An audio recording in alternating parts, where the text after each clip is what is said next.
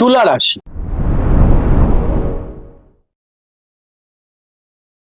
June মাসে আপনাদের সময় আমূল বদলে যেতে চলেছে। দাদা এরকম অনেক শুনেছি, নতুন কিছু বলুন।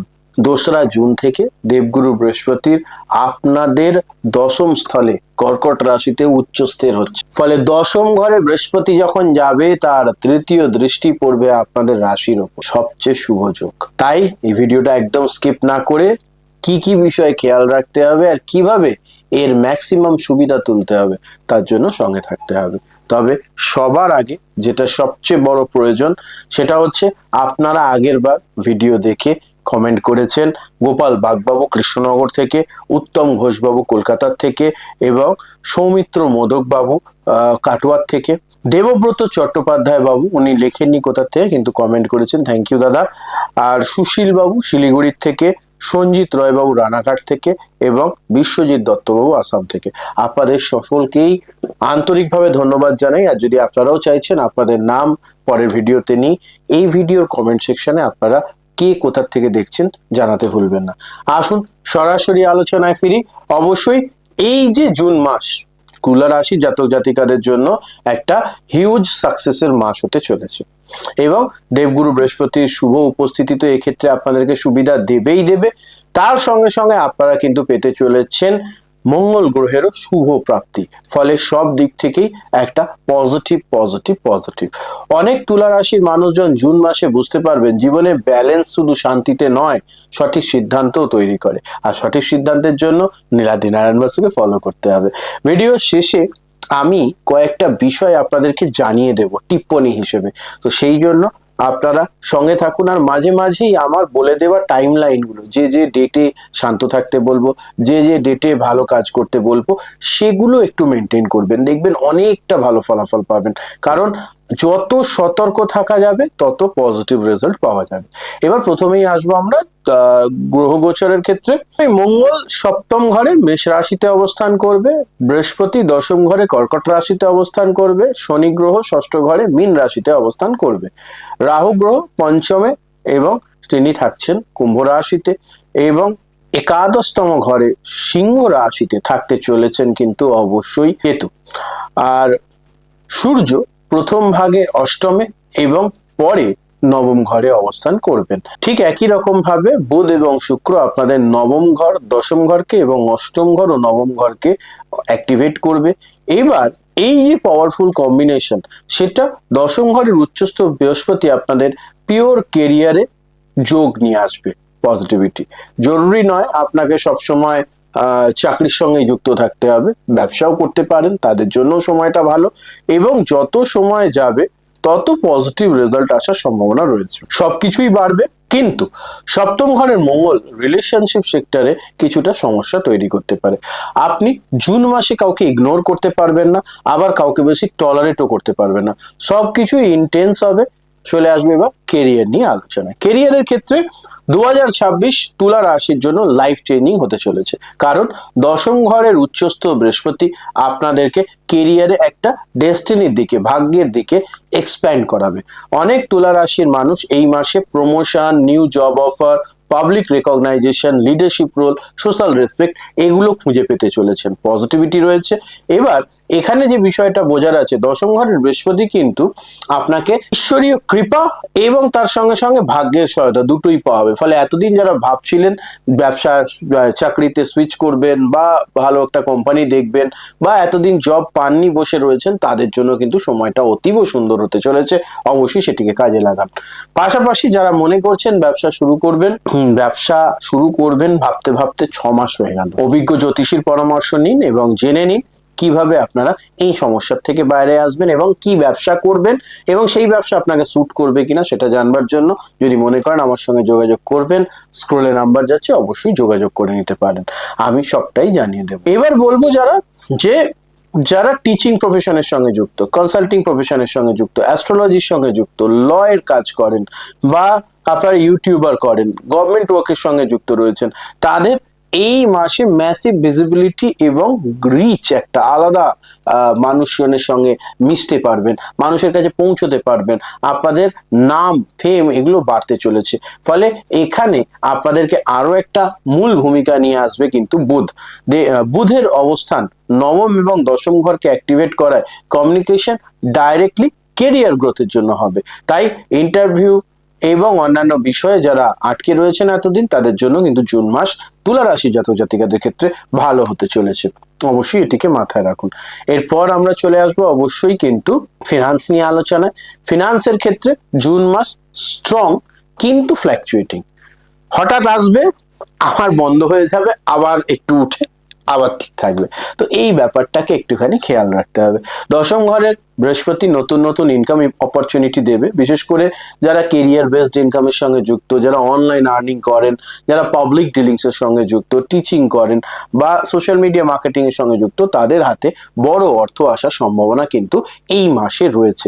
ফলে আমি বলবো অবশ্যই আপনারা এই ধরনের কাজের সঙ্গে যারা যুক্ত তারা চেষ্টা করুন এই কাজটাকে আরো বড় করতে। এবার যারা এগুলোর সঙ্গে ডাইরেক্টলি লিঙ্কড নয়, তারা এই ধরনের মানুষজনদের সহায়তা নিয়ে নিজেদের কর্মক্ষেত্রটাকে আরো প্রভাবিত করবার চেষ্টা করুন। এবং এখানে রাহুর এফেক্টটা খুব ইন্টারেস্টিং। পঞ্চম ঘরের রাহু কিন্তু স্পেকুলেটিভ ডিজায়ার বাড়াবে, ফলে share market, crypto, risky investment, sudden profit করবার ইচ্ছা এগুলো বাড়তে পারে। কিন্তু খেয়াল রাখবেন, শনি গ্রহ কখনোই চায় না আপনারা স্পেকুলেটিভলি পয়সা কড়ি রোজগার করুন। শনি গ্রহ বরাবর চায় আপনারা পরিশ্রমের মাধ্যমে এগিয়ে চলুন। ফলে এই বিষয়টাকেও মাথায় রাখতে হবে। তাই প্রয়োজন না পড়লে আমার তো মতে বলে আপনাদের এই ধরনের প্রলোভন ত্যাগ করাই বুদ্ধিমানের কাজ। অষ্টম ঘরে সূর্য প্রথম ভাগে আপনাদেরকে ফিনান্সিয়াল প্রেশার তৈরি করাবে, কিন্তু জুন মাসের 16 তারিখের পর থেকে আস্তে আস্তে পজিটিভ রেজাল্ট হতে শুরু করবে। শুক্রের এফেক্ট এখানে কিছুটা লাক্সারিয়াস স্পেন্ডিং বাড়াতে সহযোগিতা করবে। ফলে এই বিষয়গুলোকে একটুখানি মাথায় রাখবেন। আপনি নিজের অ্যাপিয়ারেন্স, কমফোর্ট, লাইফস্টাইলের পেছনে বেশি খরচা করবেন, এই বিষয়টাকে মাথায় রাখবেন। এবং খুব বেশি খরচ করে ফেললে কিন্তু ফিনান্সিয়াল লস হওয়ার সম্ভাবনাও বেশি, এই ব্যাপারটা মাথায় রাখুন। চলে আসবো রিলেশনশিপ অ্যান্ড ম্যারিড লাইফ নিয়ে আলোচনা। রিলেশনশিপ সেক্টরে জুন সবচেয়ে ইন্টেন্স হতে চলেছে। সপ্তম ঘরের মঙ্গল রিলেশনশিপ হাউসে আগুন জ্বালাবে। যারা প্রেমের মধ্যে রয়েছেন তাদের অ্যাট্রাকশন অনেকটাই বাড়বে, কিন্তু একই সঙ্গে positiveness, ego clash, impulsive reaction এগুলো সমস্যা তৈরি করতে পারে। ছোট বড় বিষয়, বড় ঝগড়া এড়িয়ে চলতে হবে, বিশেষ করে জুন মাসের 16 তারিখ থেকে 24 তারিখ পর্যন্ত। রিলেশনশিপে টেনশন বাড়বে এবং সপ্তম ঘরের মঙ্গল আপনাদেরকে রিলেশনশিপে একটু ইগোর আনিয়ে ঝগড়া লাগাবেই লাগাবে। ফলে বিষয়টিকে আপনাদেরকে খেয়াল রাখতে হবে। আপনি চাইবেন সবকিছু আপনার মতন হোক, কিন্তু পার্টনার একইভাবে হয়তো নাও ভাবতে পারেন, সেক্ষেত্রেই ইগো ক্ল্যাশ হওয়ার সম্ভাবনা। এখানে কনফ্লিক্ট তৈরি হয়। সম্পর্কর মর্যাদা দিন এবং চেষ্টা করুন সম্পর্কের মধ্যে একটু পজিটিভ নেগেটিভ করে এগিয়ে নিয়ে যেতে। তুলা রাশির মানুষজন যারা সিঙ্গেল রয়েছেন তাদের জীবনে জুন মাসে প্যাশনেট অ্যাট্রাকশন আসতে চলেছে, বিশেষ করে ট্রাভেল, অনলাইন প্ল্যাটফর্ম, প্রফেশনাল কানেকশনের মাধ্যমে নতুন সম্পর্ক তৈরি হতে পারে। কিন্তু পঞ্চম ঘরের রাহু রিলেশনশিপে ইলিউশন তৈরি করবে, ফলে এই বিষয়টিকে খেয়াল করুন। কাউকে আইডিয়ালাইজ করবেন না। ম্যারিড লাইফে স্পাউসের কেরিয়ার, টেম্পারমেন্ট এবং টেনশন বাড়তে পারে, এই নিয়ে সমস্যাও বাড়তে পারে, বিষয়টি খেয়াল করুন। তবে বৃহস্পতির কৃপায় রিলেশনশিপ পুরোপুরি ভাঙতে দেবে না। এডুকেশন নিয়ে এবার আলোচনা আমরা করব। অবশ্যই এডুকেশনের ক্ষেত্রে স্টুডেন্টদের জন্য জুন খুব পাওয়ারফুল লার্নিং ফেজ হতে চলেছে। নবম ঘরের ভূত হায়ার লার্নিং, অ্যানালিটিক্স পাওয়ার আপনাদের বাড়াবে এবং তার সঙ্গে সঙ্গে যারা ল নিয়ে কাজ করছেন, পড়াশোনা করছেন, ম্যানেজমেন্টে পড়াশোনা করছেন, মিডিয়া হাউসে রয়েছেন, মিডিয়া রিলেটেড কাজের সঙ্গে রয়েছেন, ল্যাঙ্গুয়েজের কাজ করছেন, কম্পিটিটিভ এক্সামের জন্য প্রস্তুতি নিচ্ছেন, তাদের কিন্তু এই মাস খুব ভালো যেতে চলেছে। পঞ্চম ঘরের রাহু কনসেন্ট্রেশন ডিস্টার্ব করতে পারে, ফলে একাগ্রতা রাখুন, পড়াশোনাতে মনোযোগ দিন, নিশ্চিত ভালো ফলাফল পাবেন। একদিকে অ্যাম্বিশন বাড়বে, অন্যদিকে আবার কিন্তু ডিস্ট্রাকশনও বাড়তে চলেছে, কারণ রাহুর উপস্থিতি। এখানে ষষ্ঠ ঘরের শনি গ্রহ আপনাদেরকে একটু ডিসিপ্লিনড লাইফ দেওয়ার চেষ্টা করবে, এই বিষয়টিকে মাথায় রাখুন। যারা নিয়মিত পড়াশোনা করবেন তারাই সাকসেস পাবেন, এটা হচ্ছে সবচেয়ে বড় বিষয় জুন মাসের ক্ষেত্রে। এবার চলে আসবো আমরা হেলথ নিয়ে আলোচনায়। হেলথের ক্ষেত্রে যেটা শুরুতেই বলবো, অবশ্যই হেলথ সেক্টরে সবচেয়ে গুরুত্বপূর্ণ হচ্ছে মেন্টাল স্ট্রেস বেড়ে যাওয়ার কারণে, রাতে ঘুম না আসার কারণে আপনাদের শরীর ভালো মতো কাজ করবে না।